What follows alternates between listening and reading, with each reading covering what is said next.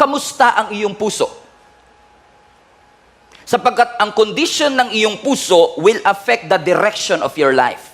Let me say that again. The condition of your heart will affect the direction of your life. Gagawin ni Satan ang lahat para pagurin ang iyong puso, para ikaw ay sumuko, para ikaw ay mag-quit. Kasi kung si Satan, gagawa siya ng paraan para panghinaan ka ng loob, i-discourage ka, at kung hindi ka makuha ni Satan sa isang suntok, papagurin ka niya hanggang ikaw na mismo ang sumuko. If Satan cannot knock you out with one punch, he will wear you down. Hindi po ako boksingero, pero isa sa mga strategiya ng mga boxer is that kung hindi man nila mapabagsak sa isang suntok ang kanilang kaaway, amen, papagurin nila ang kanilang kalaban para yung kalaban na mismo ang manghina at siya na mismo ang sumuko. Hindi ho ba napapansin ninyo na marami sa atin at maraming mga Christians nowadays, although may pananampalataya sa Panginoon, pero kapag sila ay na-burn out at na-worn out, sila na mismo ang susuko at magsasabi, Pastor, I love the Lord. Pastor, I want to follow Jesus, but I cannot take this anymore. I want to quit and I want to surrender. Napakahalaga po ng ating puso pagdating sa ating buhay. Hindi po pwedeng naglilingkod ka sa Diyos na walang puso ang iyong paglilingkod. Hindi po pwedeng sinasabi mong mahal mo ang iyong asawa pero wala kang puso doon sa sinasabi mong mahal mo ang iyong asawa. Hindi po pwede. Sinasabi mong nananampalataya ka sa Panginoon pero ang puso mo ay wala sa Panginoon. Napakahalaga ng kondisyon ng ating puso. Ang sabi ng Biblia sa Proverbs 17 verse 22, a joyful heart is good medicine, but a broken spirit dries up the bone. Everybody read that with me. A joyful heart is good medicine, but a broken spirit dries up the bone. Akalain mo to. Minsan naghahanap pa tayo ng iba't ibang mga gamot, pero yung masayang puso po pala ay isa ng uri ng gamot. In fact, mga kapatid, kung ano ang nangyayari sa puso mo, lumalabas sa mukha mo. Tignan nyo nga po ang mukha ng inyong katabi. Tingnan nyo, base po sa kanyang mukha bang masaya ang kanyang puso? O mukhang depressed at hinang-hina ang kanyang puso? In fact, sa ibang translation ho ng passage na binabasa natin sa Proverbs 17, ang sabi po doon, a joyful heart, you can see it in their countenance. Yung pagiging maligaya ng ating puso ay kitang-kita sa kabuuan ng ating pagkatao. Posible kasi mga kapatid na may mga kasama tayo sa bahay, may mga kasama tayo sa church, they have smile on their faces, but they are hurting on the inside.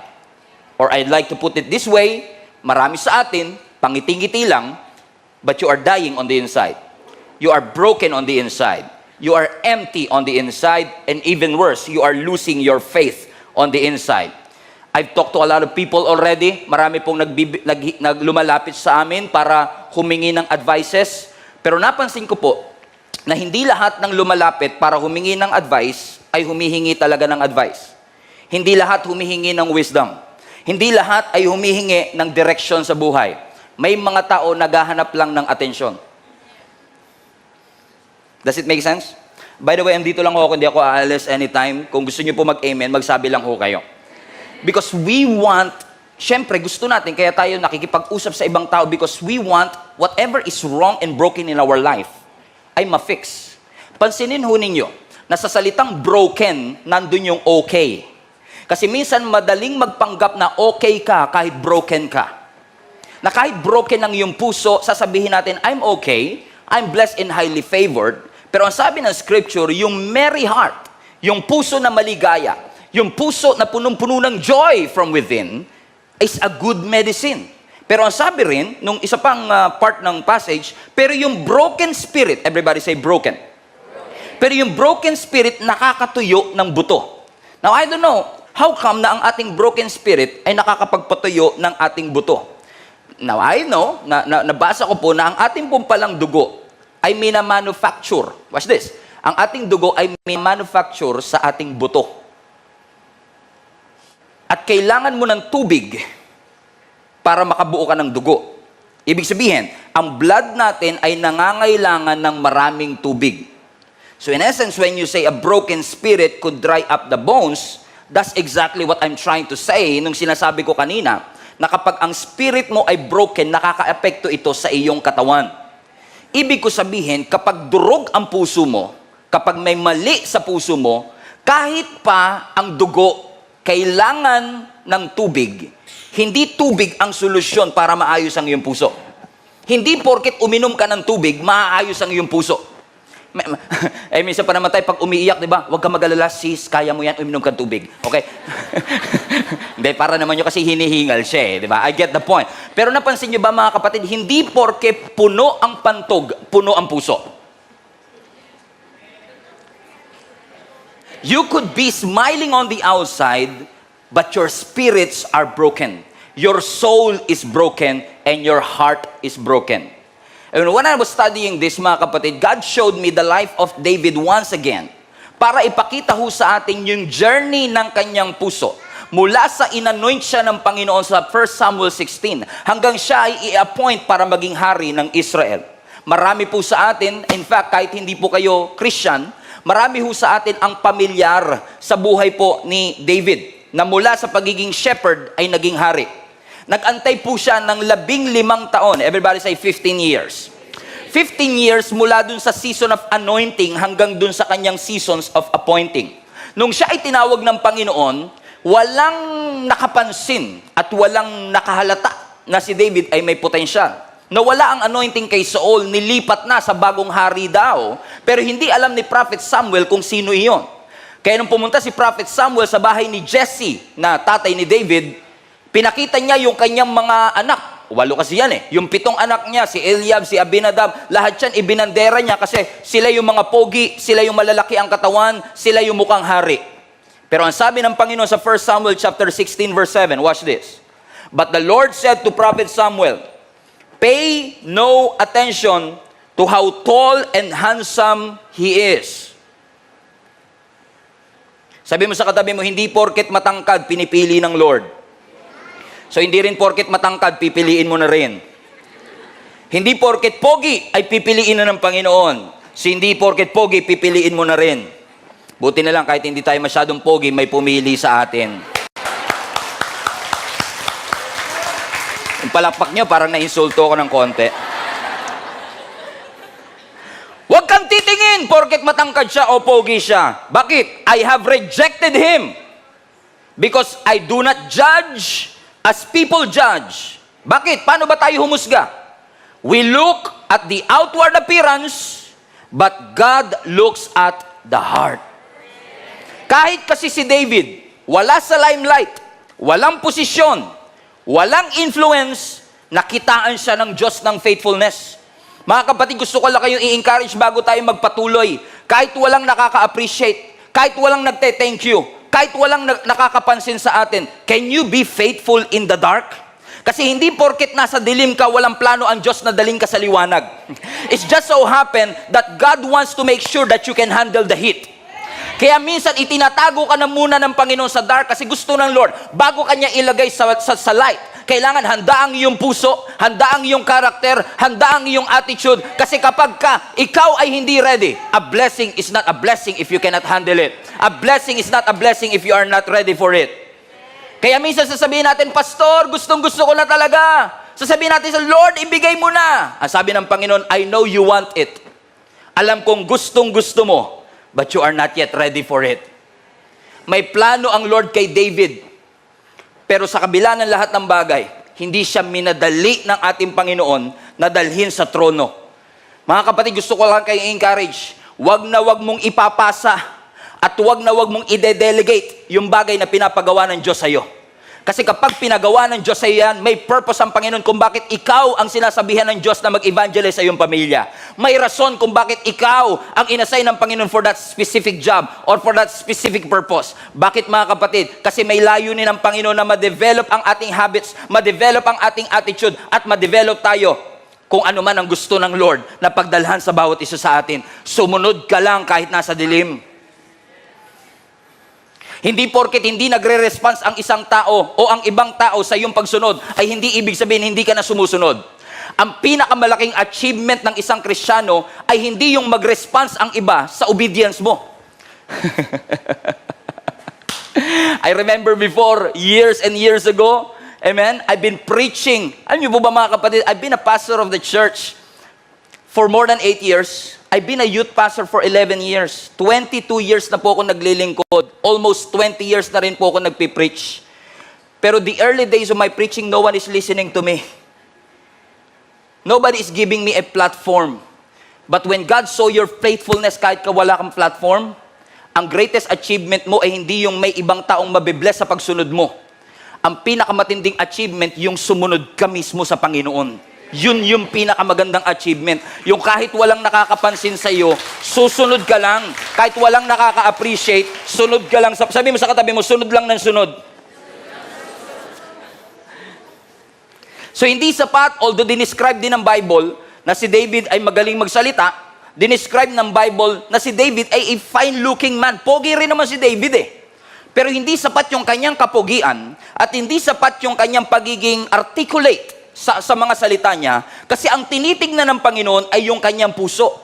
Inihahanda ng Panginoon si David bilang shepherd para siya ay maging king. Kasi kung walang preparation for elevation, kung walang paghahanda mula shepherd hanggang king, mabibigla si David at hindi magiging blessing sa kanya yung promotion na gagawin ng Panginoon sa kanyang buhay.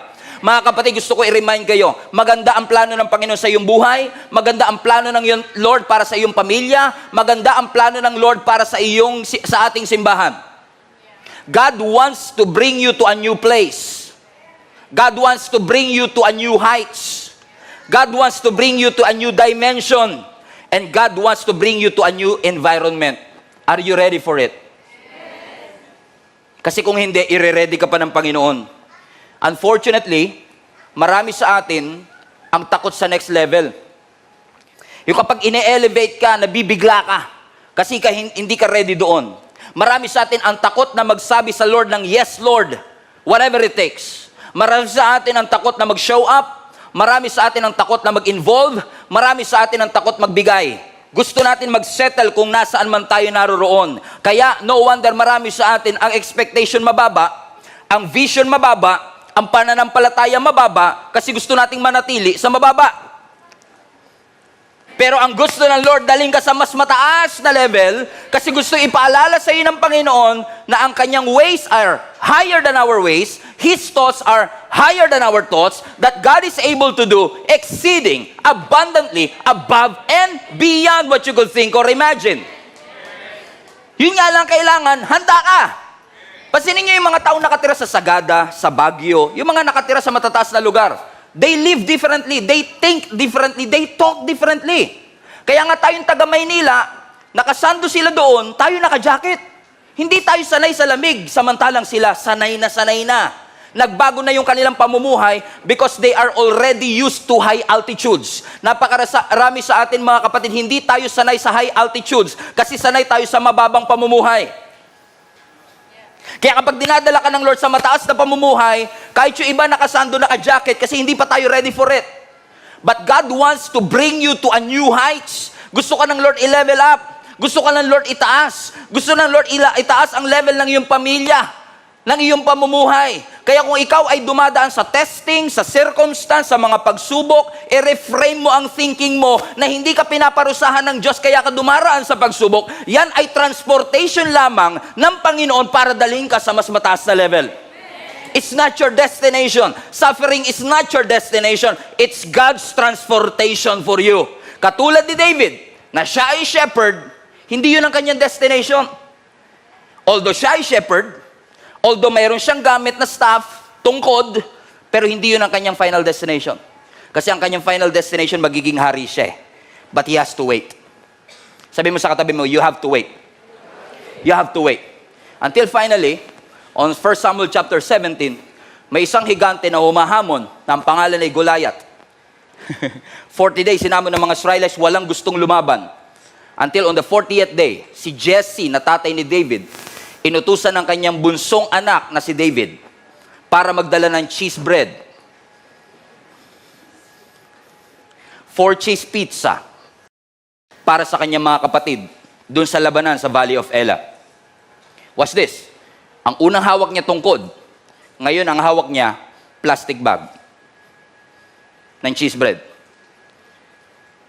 Alam niya anointed siya. Alam niya siya ang susunod na hari. Pwedeng-pwede niyang sabihin, Bakit ako pinaghahawak ng plastic bag? Bakit ako inuutusan na maging Grab driver o Food Panda delivery? Sa akin mga kapatid, hari ako. I'm the next king of Israel. Am I being humiliated? No. Every time na may pinapagawa ang Panginoon sa atin at may pinapahawak ang Panginoon sa ating kamay, hindi yun, God never meant to humiliate you, but to show you humility. Gusto ng Lord maging mababa ang iyong loob.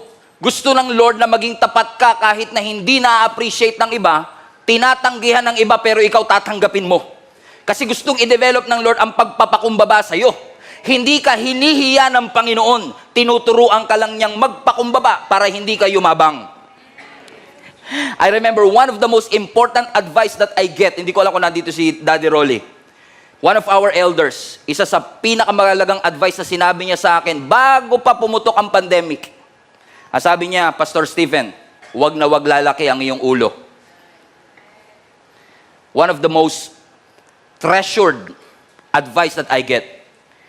Alam niyo kung bakit importante sa isang Kristiyano na kahit na pinapalaki pa ng Lord ang church mo, influence mo, ministry mo, na hindi ka dapat yumayabang? Kasi, hindi porket pastor ka na, entitled ka na. We are not entitled, we are entrusted. Kaya nga mga kapatid, napakahalaga, amen, na tayo ay laging reminded na anumang bagay na meron tayo, hindi tayo entitled para dito. Hindi natin pwedeng sabihin, Lord, nagsimba ako nung Sunday, entitled ako ma-bless buong linggo. Lord, nagpray ako ng mahaba kahapon, entitled ako makakuha ng ganito. Lord, nag-antay ako ng 15 years, entitled ako makakuha ng gwapong asawa. No, you are not entitled. Whatever you have, your family, your ministry, whatever gifts and talents, personality that you have, all of these things are entrusted by God. Tayo ay may pride, tayo ay may ego. You cannot make it on high altitude with that kind of attitude. You cannot make it on top kapag ikaw ay may mindset na ganito, may habits na ganito. If you want to go higher, you have to leave something behind. You have to leave your pride, you have to leave your ego, you have to leave your bitterness, you have to get rid of your anger, you have to get rid of your unforgiveness, and allow God to move over your life para mas madala ka ng Panginoon sa mas mataas na pagtawag. Sabi mo sa katabi mo, parang sa iyo ang topic ng Panginoon. Na tayo ay manatiling tapat sa Panginoon regardless of the circumstances. Marami sa atin mga kapatid, excited tayo sa next season of our life, pero hindi tayo faithful sa now season ng ating Panginoon. Gusto natin maging hari pero takot tayong humawak ng tungkod para maging shepherd.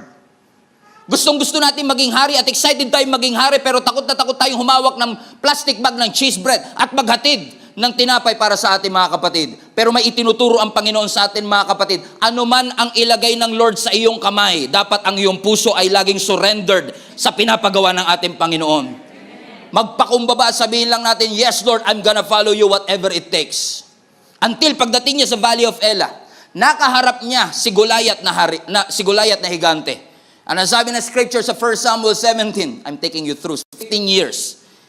In 15 minutes. Pag-pray niyo ako. Nakaharap ni David si Goliath, a Philistine warrior. Pero I love what he said. Habang ang lahat ng mga Israelites ay takot na takot, ang sabi ni David sa lahat ng mga taga-Israel, don't lose your heart. Don't lose your heart. Don't lose heart. Huwag kayong mapanghihinaan ng loob. God is with us. Sino ba yung uncircumcised Philistine na yan that is mocking the armies of the living God? Supot yan eh. Ba't kayo nagpapatakot sa kanya? Ako ang lalaban sa kanya. He was so brave. Matapang siya. At dahil sa tapang niya, at siyang lumaban, inanoy siya ng Panginoon, in-enable siya ng Panginoon, natalo niya si Goliath, at dahil sa pagkatalo niya kay Goliath, he rose in strength and he rose in fame. Sumikat si David. Naging kilala si David sa buong Israel. To the point, mga kapatid, na ang mga Israelites ay gumawa ng kanta patungkol sa kanya kahit hindi siya yung hari. At nag-create ng jealousy, selos, sa puso ng hari na si King Saul. Kasi ikaw ang hari, pero ina-admire ng tao si David. In essence, may division. Naalala ko sa New Testament, may ganyang case din. Kung kilala niyo si Apollos sa Acts, si Apollos ay isa sa mga apostol ng New Testament Si Apollos, ang sabi ng maraming Bible scholar, ang description sa kanya ay silver tongue speaker, silver tongue preacher. He's an eloquent speaker. Magaling siya mag-preach. He was excellent in whatever he do. Pero, nung siya, dahil sa kanyang galing, dahil sa kanyang talento, nagkaroon siya ng mga followers sa loob ng Church of Corinth. Now, you have to understand this. Si Paul ang nag-pioneer ng church in Corinth. Pero ang mga tao, dahil sa galing ni Apollos, ina-admire si Apollos at sinasabi nila, ang mentor ko si Apollos. Pero ang tulay na pioneer, si Paul. So in essence, yung admiration o paghanga ng mga tao sa Church of Corinth ay nag-create ng division sa kanila. Kaya minsan nag-preach si Apostle Paul and sabi niya, bakit yung sinasabing, ako ay kay Apollos, ako ay kay Pablo, lahat tayo kay Kristo. Bumalik tayo sa ating pagtawa. Kay Kristo dapat tayo sumunod, hindi kay Apollos. Hallelujah. At hindi kay Paul. Bakit sa panahon ni Apostle Paul, amen, hindi masamang humanga. Huwag nyo lang i-idolize. Huwag nyo i-idolize si Pastor Stephen. Huwag nyo i-idolize sa mga pastor. Huwag nyo silang ilagay sa pedestal. Kasi sila man ay nagkakamali. Kailangan nating ma-realize, mga kapatid, tayo pong lahat ay member ng body of Christ. And our job is to be humble enough to put Jesus in the cornerstone. Ang cornerstone ng simbahan, hindi si pastor. Ang cornerstone ng simbahan, hindi ang mga ministry leaders. Ang cornerstone ng simbahan, hindi ang mga leaders ng church o pastors. Ang cornerstone is si Jesus mismo.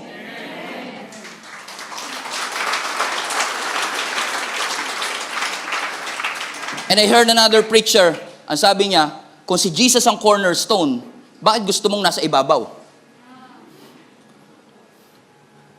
Ano nangyari kay King Saul? Dahil sa kanyang selos kay David. Kasi yung mga babae sa Israel gumawa ng kanta para sa kanya, yung kanyang jealousy ay naging murderous. Pinursu niya si David kasi gusto niyang patayin si David. Hanggang sa kakapurso niyang mapatay si David, eventually, si Saul mismo ay namatay din. But, watch this.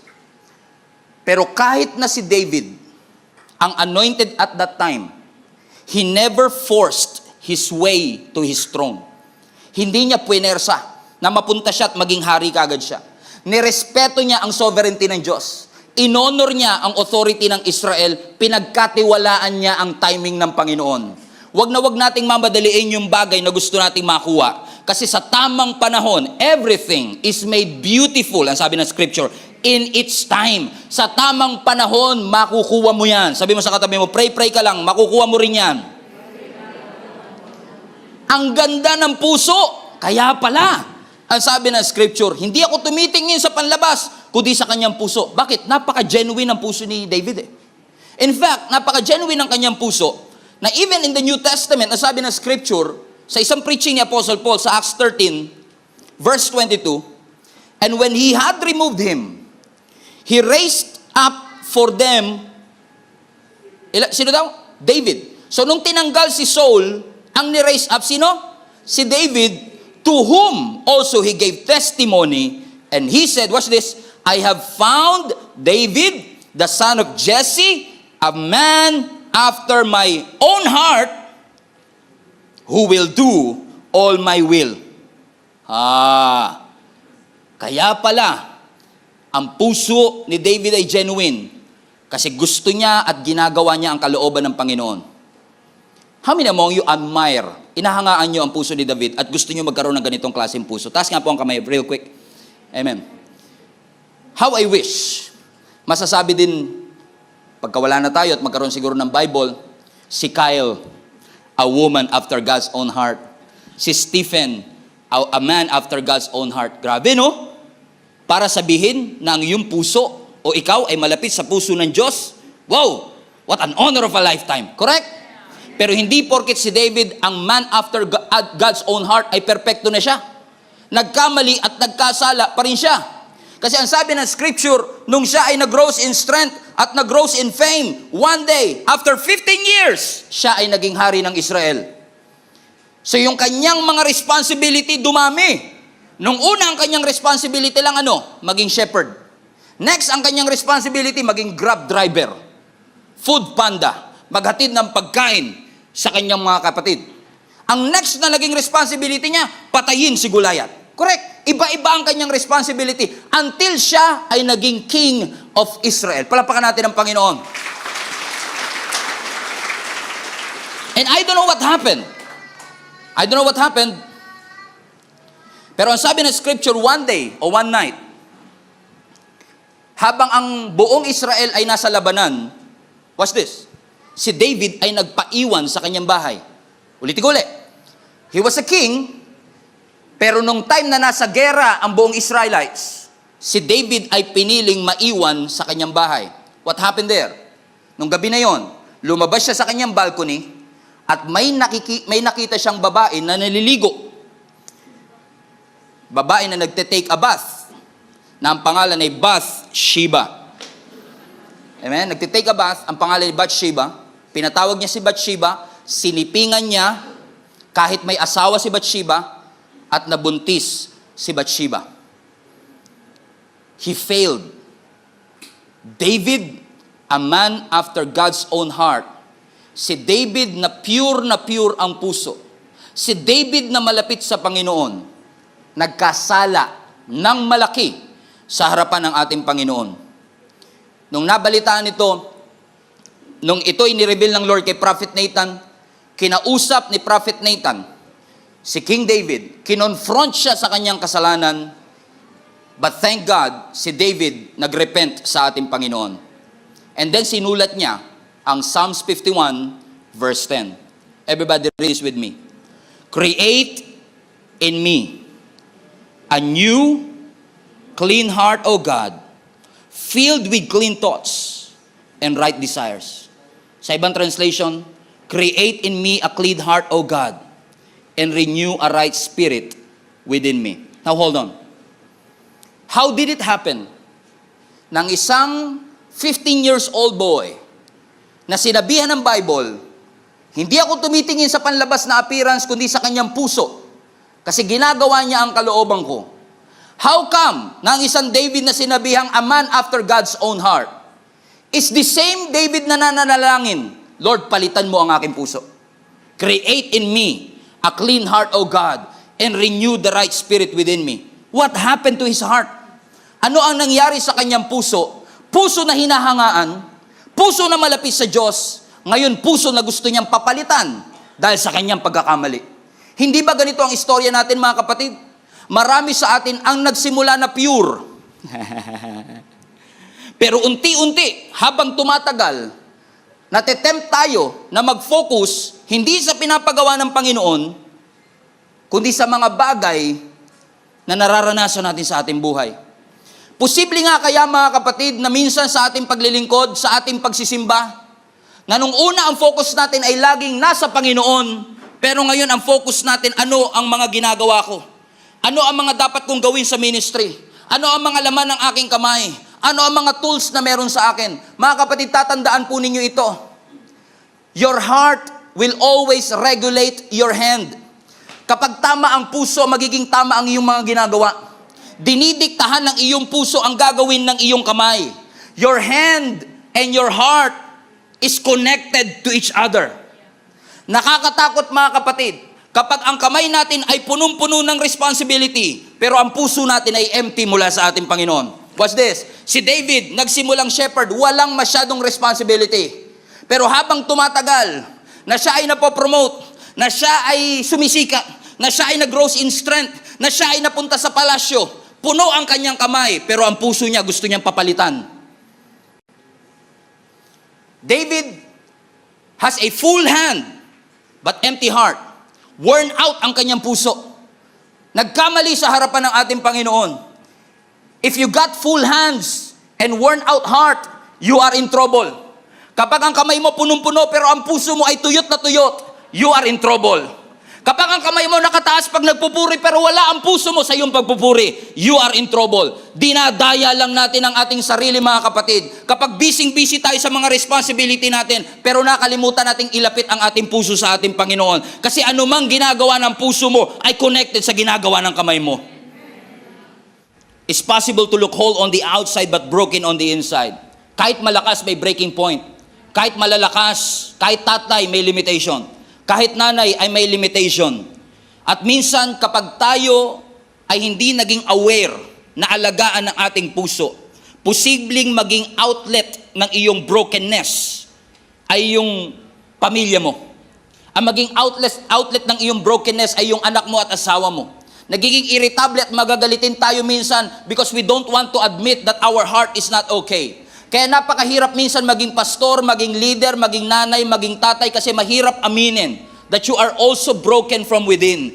Bilang tatay, punong-puno ang kamay mo ng responsibility, pero ang puso mo ay tuyong-tuyo. Ang iyong kamay ay punong-puno ng mga bagay na pinapagawa ng Panginoon, pero sa totoo lang, you are dying on the inside.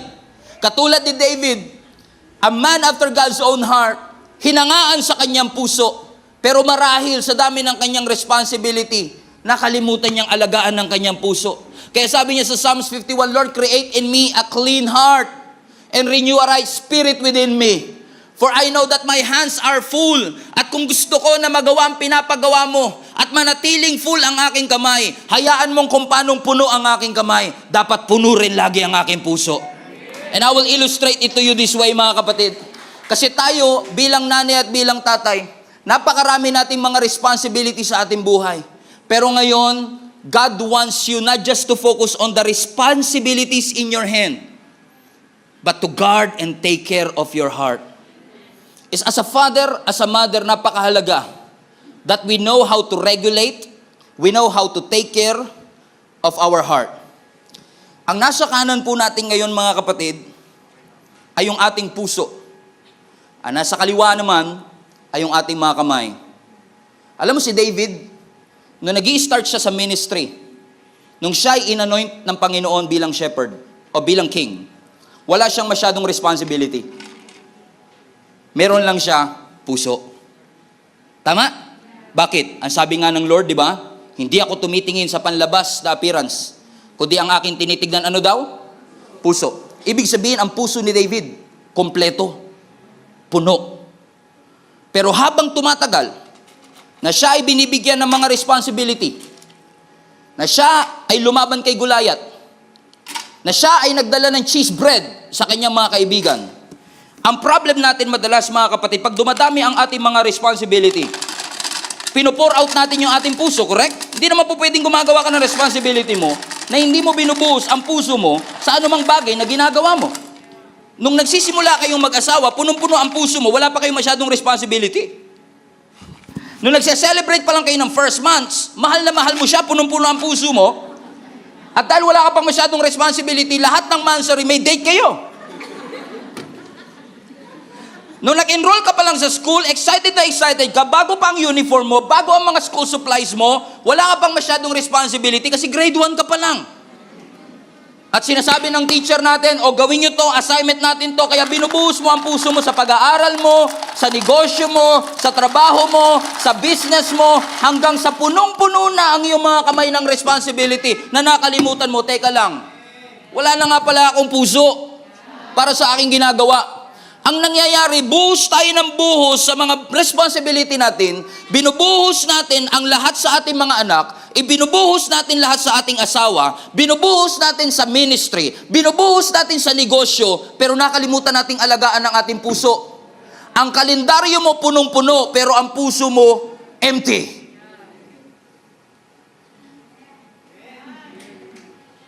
You have to guard your heart and replenish. Every time na ikaw ay may responsibility, every time pinopromote ka ng Panginoon, every time na dinadagdagan ng Lord ng responsibility, at pumupunta ka sa bagong season, every time na nagkakaroon ka ng bagong tools. Si David, ang una niya lang tool, sling, yung tungkod. Nung naghahati siya ng pagkain, hawak niya? Plastic bag. Dalawa na tools niya ngayon. Yung tungkod, yung plastic bag. Pagkatapos ito, nilabanan niya si Goliath, ano ang tools niya? Yung slingshot. Nung siya'y naging hari, nagkaroon siya ng sword. Nagkaroon siya ng crown. Iba-ibang season, iba-ibang tools. Pero hindi niya kinalimutan yung kanyang pagiging shepherd. Dala niya lahat ng tools. Ang dami niyang responsibility. Shepherd siya, delivery boy siya, king siya, tatay siya. Pero nakalimutan niyang i-replenish ang kanyang puso. And many of us, watch this. If your hands are full and your hearts are worn out, it's a dangerous place to live. It's very dangerous kapag ang kamay natin ay punong-puno, pero ang puso natin ay walang laman. Mga kapatid, gusto ipaalala sa atin ng ating Panginoon ngayon, alagaan mo ang iyong puso. Kung gaano kapuno ang kamay mo, dapat ganun kapuno ang puso mo. Hindi po pwedeng marami kang schedule, marami kang activity, pero ang puso mo ay hindi mo nire-replenish. Kaya napakahalagang umaating ka sa church, gaano ka man ka-busy. Napakahalagang nagbabasa ka ng Bible, gaano ka man ka-busy. Wag mong kakalimutang manalangin, gaano ka man ka-busy. Kasi every time na nagbibigay ka sa business mo, nagbibigay ka sa pamilya mo, nagbibigay ka sa ministry, nauubusan ka sa puso mo. Kailangan mo siyang i-replenish. So every time you come to church, you read the Bible and you pray, your heart, through His presence, are being filled. Yung emptiness, yung kakulangan, yung pagkasaid, ay pinupunan ng ating Panginoon. Buti pa, yung ating mga gitara minsan nakatono, pero yung puso natin, wala sa tono. Napaka-busy natin madalas na wala na tayong time para ipahinga ang ating mga puso. At magtataka na lang tayo, how did I get here? Dati ang punong-puno ng puso ko, excited na excited ako sa ministry. Lagi ako maaga sa ministry. Lagi ako nagsisimba, linggo-linggo. Pero sa dami ng responsibility, sabi pa nga natin, Lord, pagpalain mo ko. Lord, i-bless mo ang business ko. Lord, sana magkaroon ako ng sari-sari store para magkaroon kami ng pang-araw-araw na panggastos man lamang. Nung nagkaroon ng sari-sari store, pinalaki ng Lord ang sari-sari store, in-invite mo sa church, ate, punta ka sa church, ay hindi ko masara yung tindahan ko kasi sayang naman yung bibili. Buti pa yung bibili, inasikaso, yung nagbigay ng tindahan, nakalimutan.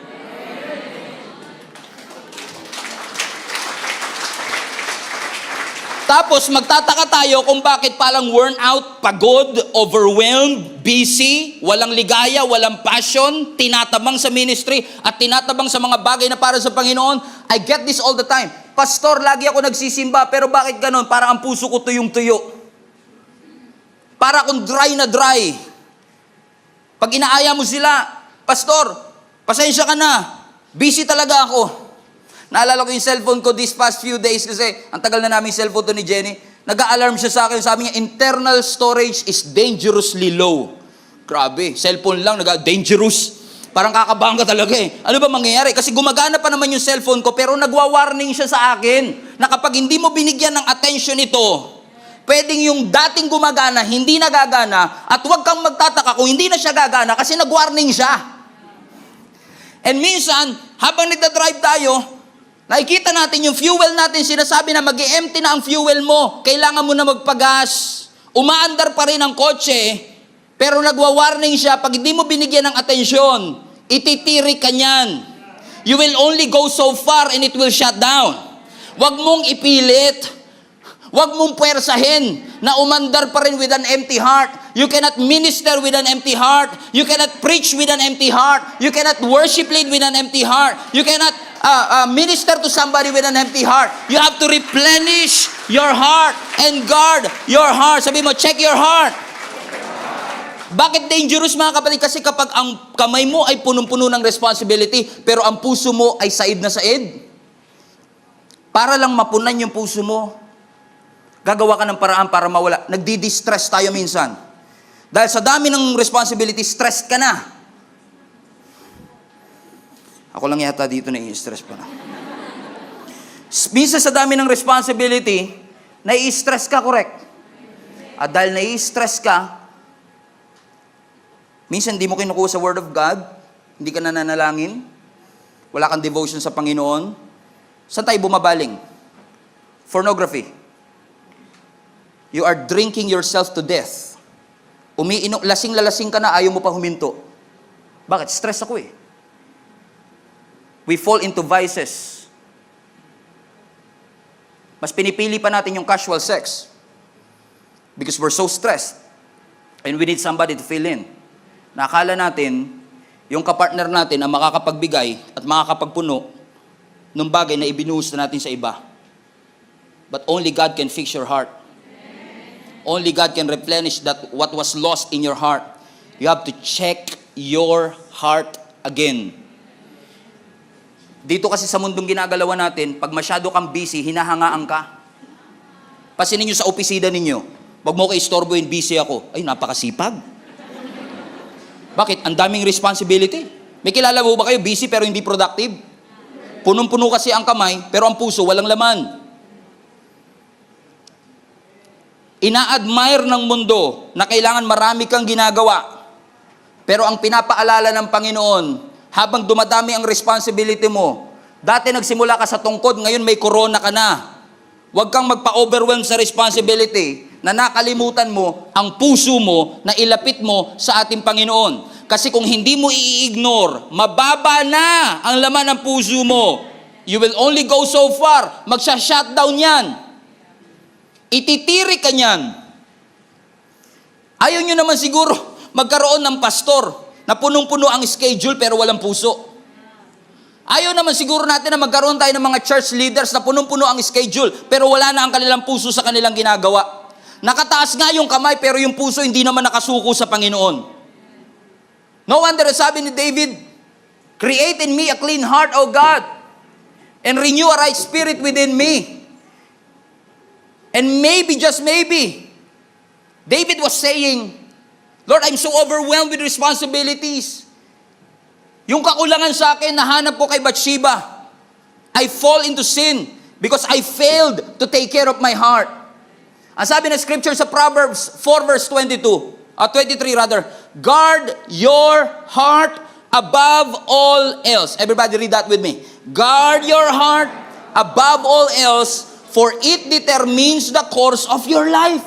Everybody say, above all else. Alagaan mo ang iyong puso above all else. Ano ibig sabihin ng above all else? It communicates priority. Iprioridad mo ang pag-aalaga ng iyong puso.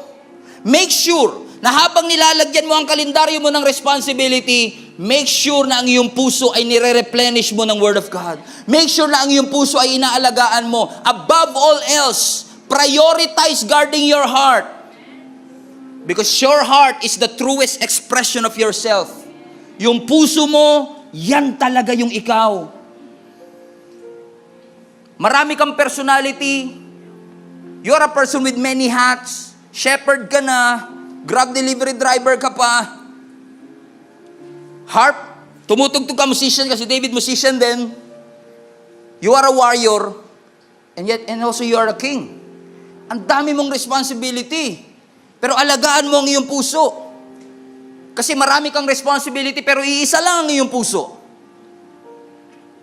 Always guard your heart. Kaya in fact, sabi ni Jesus, di ba, deny yourself, take up your cross and follow me. I believe with all my heart ang sinasabi ng Lord sa atin, kung gusto mo talaga ng self-denial, kailangan yung puso mo mabantayan mo eh. Kasi kapag ang puso natin na hindi natin binabantayan, we will fall into series of mistakes and failure. Moral corruption. We will perverse our heart, our behavior. Mawawalan tayo ng pananampalataya. Mag-focus tayo sa materialism. Mag-focus tayo sa pride natin. At pinupuno natin yung puso natin ng trash, ng basura. At hindi po ako basurero, pero ang alam ko lang, maliit man ang basura o malaki, basura pa din yan. The only way for you to take up your cross and follow Jesus is to guard your heart. Kasi ang sabi mismo ng ating Panginoong Hesus, for where your treasure is, there your heart be also. Out of the abundance of your heart, the mouth speaks. Your heart is very important. Take care of it. Huwag ka magpa-overwhelm sa dami ng responsibility bilang nanay. Huwag ka magpa-overwhelm sa responsibility bilang tatay. Tatay ka na, may sideline ka pa. Ikaw pa minsan maghuhugas ng pinggan. Ikaw pa minsan magliligpit ng ganito. Ikaw pa maghahatid sa mga anak mo. Pero kahit gaano ka kabisi, huwag mong kalimutan ang iyong puso. Nagsimula kayo, isa lang ang branch ng inyong negosyo. Lagi ka pa nagsisimba, 7 na ngayon. Pinagpala ka ng Panginoon. Saludo naman tayo sa Panginoon dyan. Pero kapag punong-puno na ang iyong kamay, pero ang puso mo ay empty, darating ang araw, meron kang 10 branches, pero walang-wala ka na sa iyong puso. 10 ang inyong branches, pero ang puso mo ay tuyot na tuyot sa Panginoon at sasabihin mo pa rin, bakit ganon? Success doesn't feel successful. Bakit ganon? I'm full but I'm not fulfilled. Why? Because you failed to guard your heart. Above all else, it will become the wellspring of your life. Bantayan po natin ang ating puso. And in fact, if you are here for the first time at hindi mo kilala ang ating Panginoong Hesus, ang pagtanggap nga sa Panginoon ay nagsisimula sa puso. Papasukin mo siya. Marami sa atin pinalabas na si Lord sa puso dahil ang dami nating nilalagay dito na mga schedules natin and busyness natin. Buti pa yung ibang bagay may schedule pero si Lord wala. Ang sabi ng scripture, Romans 10:9, and I will end with this, if you openly declare, Romans 10:9, if you openly declare that Jesus is Lord and believe in your heart, everybody say, believe in your heart. Believe in your heart that God raised Him from the dead, you will be saved. Whoa! That's how powerful your heart is. Dito nagsisimula ang relasyon natin sa Panginoon, that when we believe in Jesus Christ, you will be saved. Guard your heart, kapatid. Bantayan natin ang ating puso. Mga kapatid, let me just encourage you, wag lang basta tanggap ng responsibility. Tanggapin mo ang sinasabi ng Panginoon.